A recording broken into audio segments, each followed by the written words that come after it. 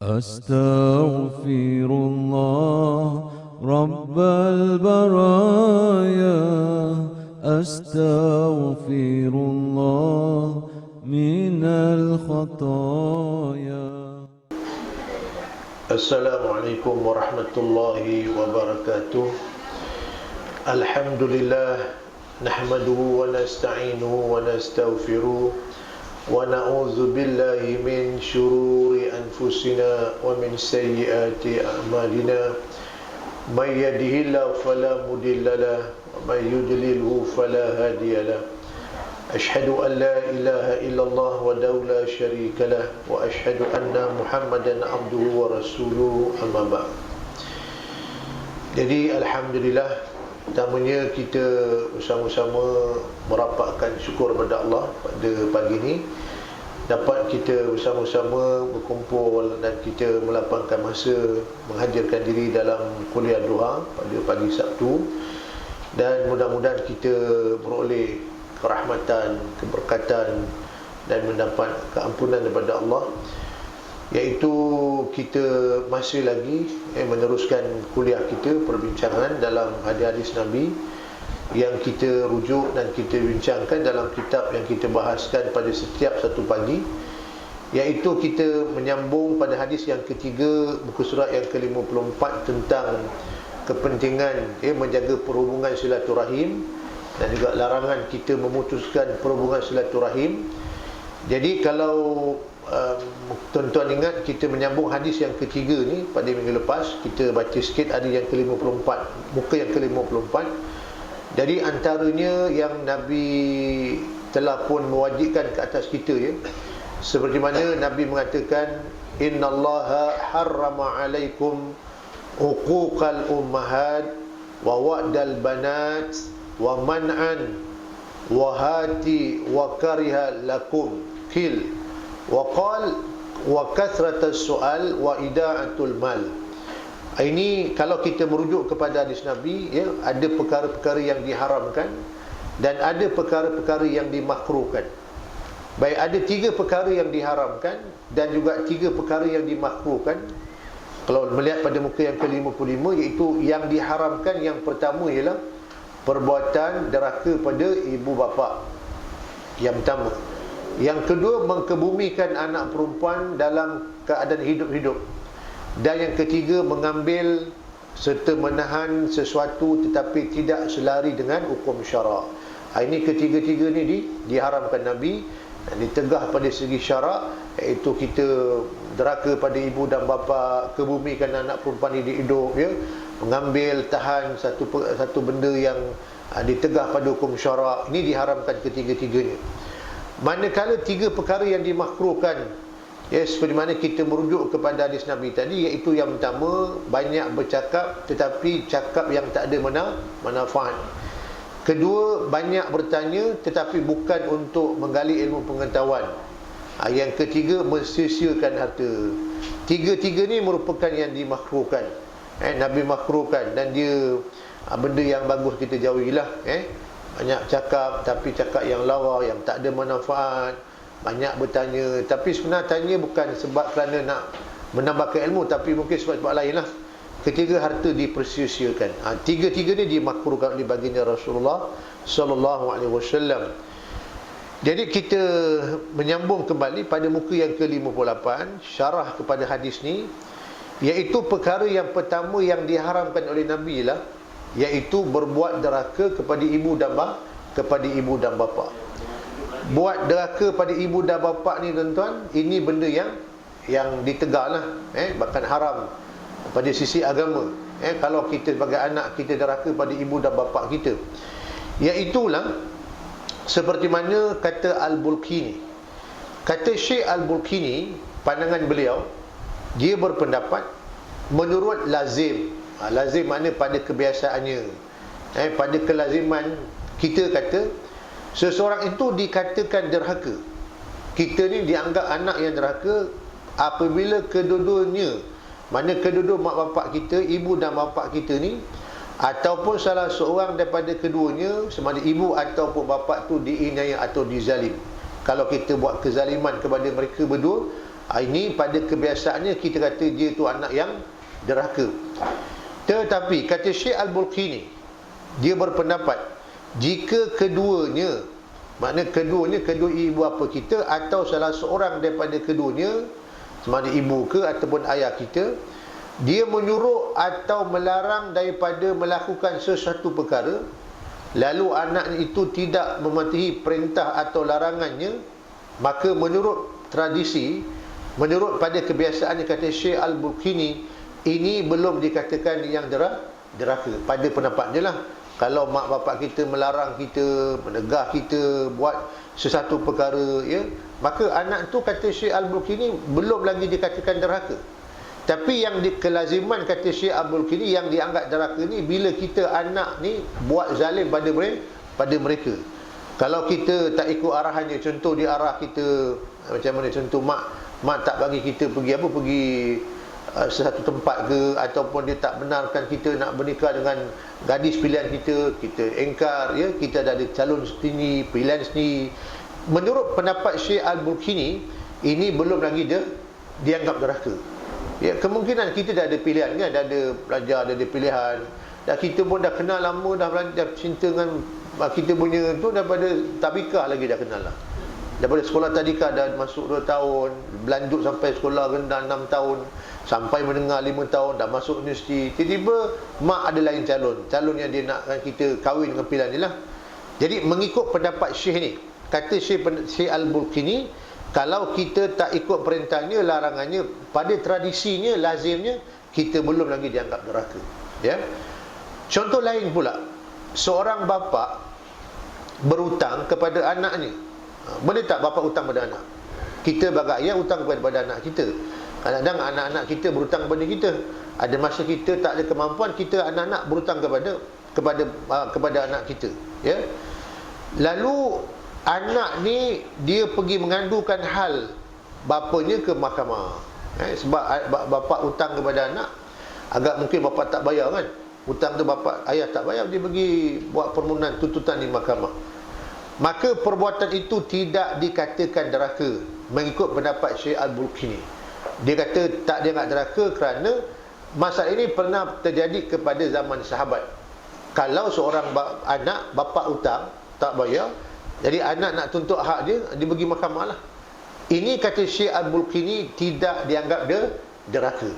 Pada pendapat dia lah. Ada seorang sahabat Nabi, dia ada seorang anak, dan anaknya itu mengadukan hal kepada baginda Nabi SAW bahawasanya bapanya telah merampas hartanya. Bapa rampas harta anak, ya. Maka kata pengarang tuan-tuan, sahabat ni pergi cerita kat Rasulullah SAW hal bapaknya merampas harta anak. Maka baginda tidak menganggap itu sebagai perbuatan derhaka bila ayah rampas harta anak. Dia ngadu kat Rasulullah SAW. Maka Nabi kata itu tidak dianggap derhaka. Dia bukan anak derhaka. Mana dia bukan anggap anak derhaka. Ini pendapat ni lah, pendapat Syekh Al-Bulqini, pandangan beliau. Namun begitu, pendapat ini tidak dipersetujui oleh Asy-Syan'ani. Asy-Syan'ani tak setuju pendapat Syekh Al-Bulqini ni, dengan dia berdalilkan kepada satu hadis baginda Rasulullah SAW kepada seorang anak, di mana anta wa maluka li abika. Nabi kata anta wa maluka li abika, kamu dan harta kamu adalah milik ayah kamu. Maknanya mengikut pendapat Asy-Syan'ani ni, dia tak setuju tuan-tuan. Pendapat yang tadilah, dia kata bapak kita kan, dia kata kamu ni dan harta kamu adalah milik siapa? Milik ayah kamu. Sebab tu pada masa kita kecil tuan-tuan, siapa yang tanggung nafkah kita? Pada masa kita kecil, kita masih lagi sekolah, tak ada pekerjaan, kita masih belajar. Siapa yang tanggung nafkah kita? Ayah kita yang tanggung nafkah kita. Sebab tu kan, kalau kita belajar dalam bab jenayah, kalau ayah ni curi harta anak dia, ayah rampas harta anak dia, disebabkan pada masa kecil ayah kita yang tanggung nafkah kita. Sebab tu Nabi kata anta wa maluka li abika, kamu dan harta kamu itu adalah milik ayah kamu. Pada masa kecil ayah kita tanggung nafkah pada kita. Bila kita dah besar tuan-tuan, kita dah ada kerja dah, ada gaji besar, ada pendapatan sendiri, mak bapak kita dia susah, dia miskin, dia susah tuan-tuan. Siapa yang tanggung nafkah bapak ni? Kita dah besar, kita dah bekerja, dah ada gaji, ada jawatan. Bapak kita susah, mak kita susah. Siapa yang tanggung nafkah bapak mak ni? Kita lah sebagai anak-anak. Sebab tu merujuk ke hadis Nabi kata anta wa maluka li abika. Kamu dan harta kamu tu adalah milik ayah kamu. Ya. Jadi apa yang kita perlu ambil perhatian, tuan-tuan? Hadis ni dia melarang daripada mencegah ayah mengambil harta anak. Apatah lagi mengadukannya kepada pihak mahkamah. Ya, maknanya apa lagi kita pergi cerita pada mahkamah lah, tuntut hak kita kat mahkamah. Jadi di sini menunjukkan ada dua pendapat. Jadi kalau ikut pendapat Aisyah ni, dia kata dia tak setujulah pendapat Syekh Al-Bukhari tu. Kalau anak tu pergi ngadu kepada mahkamah tentang anak tu kata kepada mahkamah ayah hutang tak bayar, ataupun ayah tu merampas harta anak, dia tak setujulah tuan-tuan. Sebab berpandukan hadis ni anta wa maluka li abika. Kamu dan harta kamu adalah milik ayah kamu. Sebab tu tuan-tuan, kalau ngaji jenayah, kalau ayah tu curi harta anak, situ dia tak akan kena had. Dia tak kena potong tangan. Sebab ni hadis ni anta wa maluka li abika. Kamu dan harta kamu adalah milik ayah kamu. Ya. Jadi kalau sebagai anak tuan-tuan, bagi saya lah sebagai anak, kita kena faham tanggungjawab kita ni. Itulah macam saya bilang, pada masa kecil tadi, mak bapak kita yang tanggung nafkah kita. Dia cari rezeki untuk besarkan kita. Jadi kalau kata besok dia dah besar, kita dah besar, mak bapak kita susah, dia tak ada kemampuan, dan dia pun tak ada pencen, hidup dia susah, nak makan pun tak cukup, nak beli pampers pun duit tidak ada. Kalau ikut secara logiknya tuan-tuan, siapa yang kena tanggung nafkah? Bila mak bapak dah susah, tak ada apa gaji, tak ada pendapatan, pencen pun tak ada, secara logiknya siapa yang tanggung nafkah? Anak-anak lah, kan? Anak-anak lah tuan-tuan, kita yang tanggung mereka ni. Jadi cerita tentang derhaka ni, derhaka pada ibu dan bapa ni tuan-tuan, saya suka selalu cerita tentang Uwais Qarni, kan? Sahabat Nabi nama Uwais Qarni. Cuma ulama berbeza pendapat tentang status dia tu. Dia sama ada dia sahabat Nabi ataupun dia tabi'in. Kerana dia hidup di zaman Nabi, cuma dia tak pernah jumpa Nabi. Tapi dia seorang yang baran, seorang yang soleh. Kenapa dia soleh? Sebab dia tu menjaga ibu dia yang sakit, yang uzur, kan? Jadi dia seorang anak yang soleh. Walaupun dia pernah minta izin nak pergi belajar dengan Rasulullah, tapi disebabkan mak tuan-tuan, mak tinggal seorang, mak uzur sakit, maka mak dia tak membenarkan. Cerita Uwais Qarni ni tuan-tuan, dia seorang anak yang soleh, dia seorang yang banyak berbakti kepada ibu dia. Dia, kalau kita baca sejarah dia, siapa? Dia bukan ada jawatan besar, kan? Bukan ada jawatan pangkat besar tinggi, tapi dia seorang penjaga kuda kepada majikan, penjaga kuda.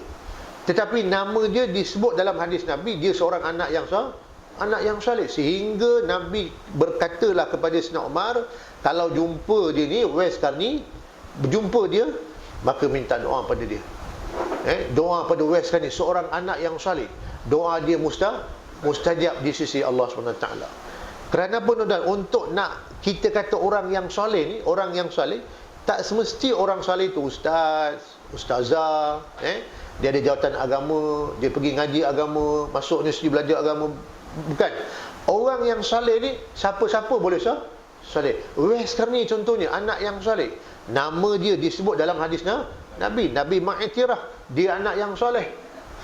Hingga kan Nabi suruh Sayyidina Umar pergi kalau jumpa dia, minta doa, kerana dia doa mustajab. Jadi betapa pada saya betapa tingginya maqam darjat kalau kita anak-anak ni berkhidmat atau berbakti kepada ibu dan ayah kita. Berbakti pada ibu dan ayah tuan-tuan, subhanallah, dia punya apa? Ganjaran besar, fadilat dia besar. Kadang-kadang kat dunia lagi dah tuan-tuan, kita akan nampak dia punya kelebihan tu. Kalau seorang anak berbakti pada ibu dan ayah. Kita baca kisah orang jumpa Nabi sallallahu alaihi wasallam, minta izin tanya Nabi tentang hukum. Dia nak pergi berjihad, dia nak pergi perang. Pergi jihad ni tuan-tuan, makam tinggi. Pergi perang ni darjat tinggi. Tapi bila Nabi tanya kepada orang tu, engkau ada mak tak? Naam ya Rasulullah. Nabi kata fafihi ma fajahid, maka berjihadlah kepada mereka dahulu. Maknanya kita berbakti, kita jaga mak bapak ni macam orang yang jihad. Sehingga Nabi suruh sahabat tu tangguhkan pergi perang. Pergi perang kan makam tinggi, tangguhkan sebab berbakti, berkhidmat kepada ibu dan bapa. Sementara pula kalau mereka ni uzur, dah umur dah lanjut tuan-tuan. Tapi kan secara logik, bukan logik, secara rasionalnya atau secara kebiasaannya, kita mak bapak ni kalau dah uzur, dia dah tua ke dah, mak bapak kita ni tuan-tuan, dia lebih suka duduk rumah siapa? Dia lebih suka duduk rumah anak laki-laki ke rumah anak perempuan? Baik, kita jadi mak ayah. Kalau mak bapak yang dah uzur, dah tua ni tuan-tuan, dia lebih suka duduk rumah anak laki-laki ke anak perempuan? Apa sebab? Kalau kita kata kita suka duduk rumah anak perempuan, apa sebab? Sebab kita kata anak perempuan boleh jaga kita, kan, boleh bela kita. Tapi saya secara peribadi tuan, mak ayah saya duduk dengan saya anak laki-laki. Dia tak duduk dengan anak-anak perempuan. Pasal anak perempuan ni, bila dia dah bernikah, dia punya tanggungjawab tu kepada suami dia. Jadi anak laki-laki ni lah tuan-tuan. Lepas tu anak laki-laki di samping dia, sebab tu kalau ngaji faraid, kenapa agama ataupun Allah Ta'ala memberikan lebih sikit bahagian kepada anak laki-laki. Sebab anak laki-laki, kalau saya bilang mak bapak dia susah, dia tanggung nafkah mak bapak dia. Ya, pasal tu dia dapat lebih sikit berbanding anak-anak perempuan ni. Tanggungjawabnya kata Allah, ar-rijalu qawwamuna 'alan nisa. Dia ketua, pemimpin bagi orang perempuan. Ya. Jadi bila kita cerita tentang berbakti atau berkhidmat kepada ibu dan ayah ni, saya mencadangkan atau saya menggalakkan tuan-tuan, kita ni kalau ada lagi lah ibu dan ayah masih hidup, ada lagi peluang, pergilah berbakti, pergilah berkhidmat, tanyalah khabar. Ya. Saya cukup terkesan atau rasa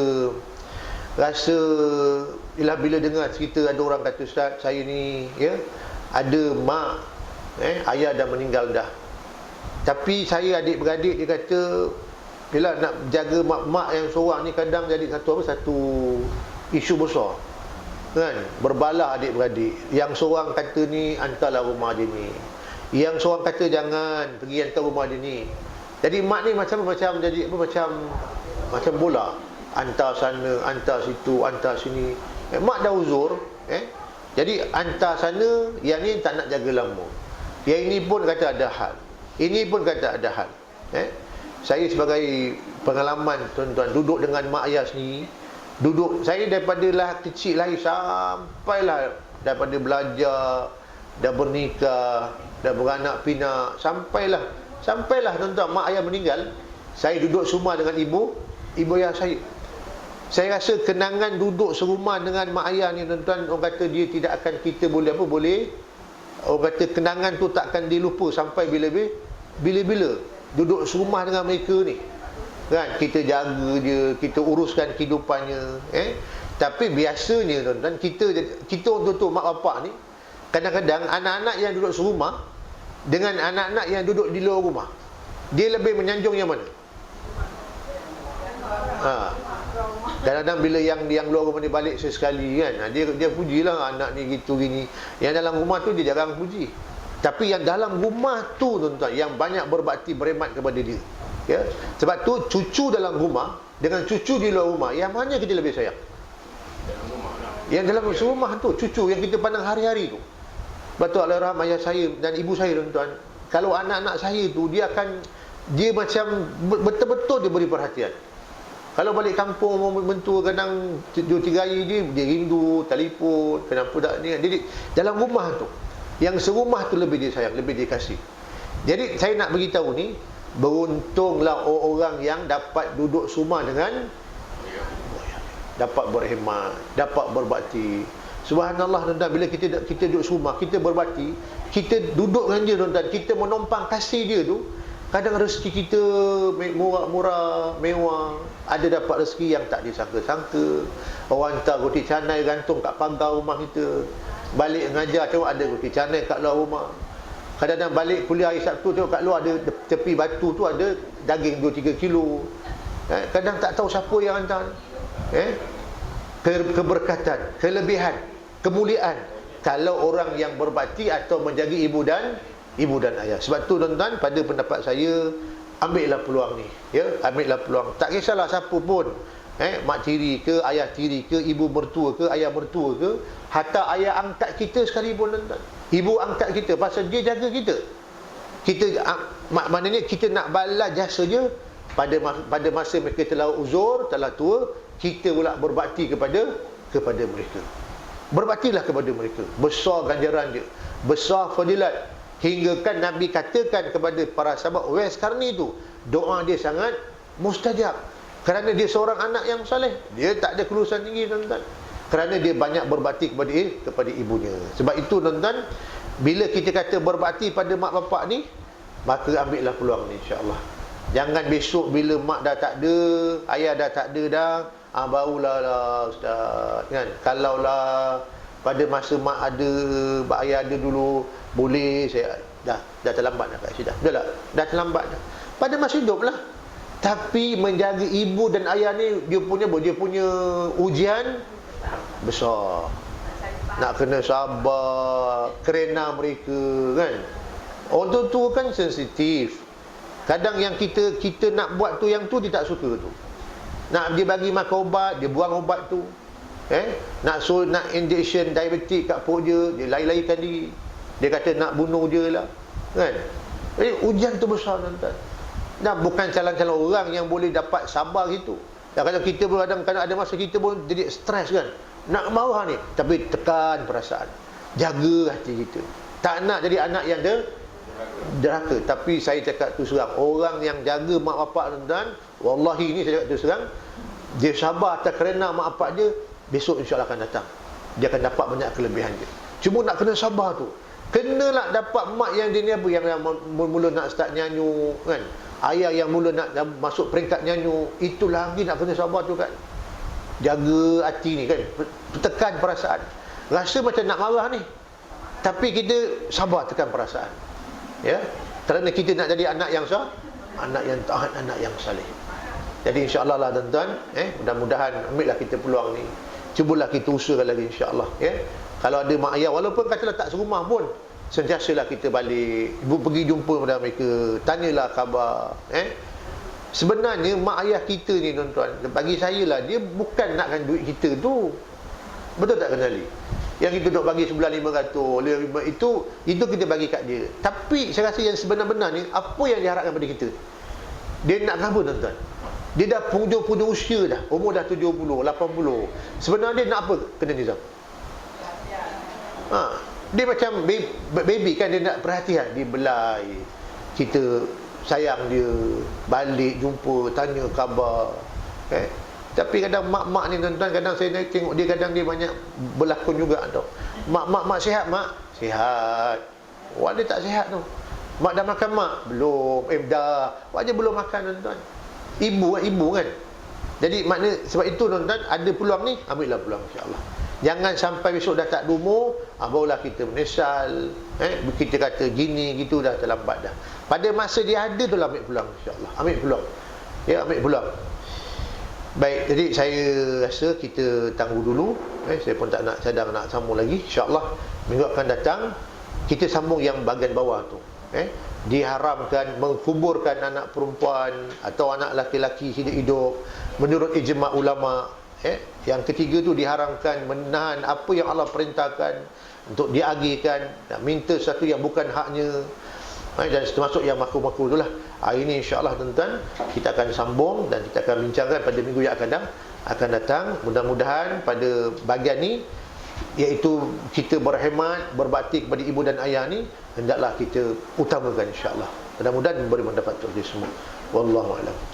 Bismillahirrahmanirrahim. Alhamdulillah rabbil alamin. Salatu wassalamu ala Rasulillah wa ala alihi washabihi ajmain. Allahumma zidna ilman nafi'ah. Rabbana atina fid dunya hasanah wa fil akhirati hasanah wa qina adzabannar. Wa sallallahu ala sayyidina Muhammad nabi ummi wa ala alihi wa ashabi ajmain. Walhamdulillahi rabbil alamin.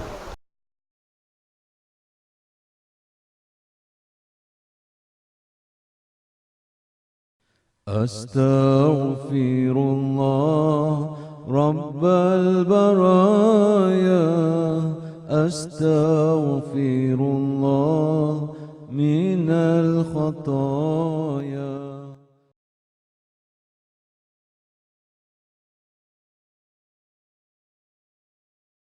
أستغفر الله